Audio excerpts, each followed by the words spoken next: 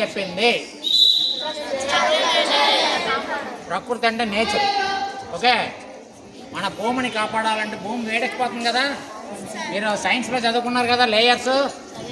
Atmosphere has the 3 layers: lithosphere, stratosphere, ionosphere. ఇవన్నీ కూడా 1 by 1 layers ఉంటాయి. ఈ లేయర్స్ ఏమవుతాయంటే ఈ డైరెక్ట్గా సన్ రేస్ మన భూమి మీద పడకుండా కాపాడుతుంటాయి. ఎప్పుడైతే ఈ లేయర్స్ డ్యామేజ్ అవుతుంటాయో మనం ఈ భూమి యొక్క వేడి తట్టుకోలేదు అంతే కదా. ఇప్పుడు ఆల్రెడీ ఈ సంవత్సరం 45 degrees దాటింది, అవునా కదా.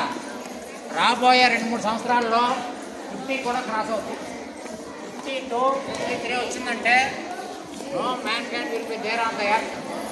ఎవరు కూడా జీవించలేదు. వీటి పరిష్కారం ఏంటి? Only plantation.